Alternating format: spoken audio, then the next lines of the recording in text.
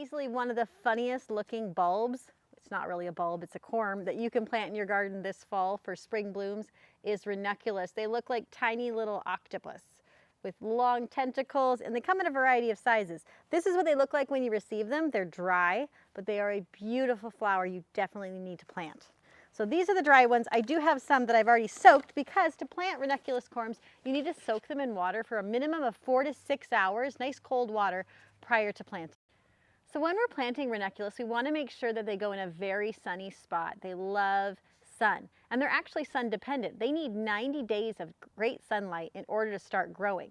So we're going to plant these about 2 inches deep, no more than 2 inches, and about 5 to 6 inches apart, with the tentacle side pointing down. So I want to make sure that now that they're soaked, they're a little bit more pliable, and I want to keep them 5 to 6 inches apart here. I've actually taken several varieties, mixed them together in my water, so I don't really know what color's going where. But I'm kind of partial to the romance varieties, so I've got some of those in here, and a tecolote, those are in here too. And I'm planting those tentacles down, 5 to 6 inches apart. I'm going to lightly cover them with soil. You'll notice that your ranunculus are going to start growing pretty quickly, even in these cold winter months. So they're going to grow to about 2 or 3 inches, and then they're just going to naturally stop. You'll see little leaves sticking up above the soil.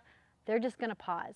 That's a great time to either put a hoop over them if you're in a really cold zone. If you're probably zone 6, 7, 8, you'll need to hoop them. 9, 10, you don't need to. You can plant these out as early as December, January, in the cooler months for you guys. If you are zones 5, 4, definitely, maybe 6, you can actually wait till February or so to plant these so that they will start blooming in the spring. I'm going to plant mine now because I'm in zone 8. I might put a little bit of mulch over the top of these, little frost cloth, and I should be okay. In the spring when it starts warming up again, they're going to wake up and start reblooming, and so I'll take the tops off, and they're going to be gorgeous cut flowers. If you want to learn more about growing ranunculus, our friend Micro Flower Farm has a great class on what kinds to grow, how to grow them, how to plant them, and even how to start them indoors if you want.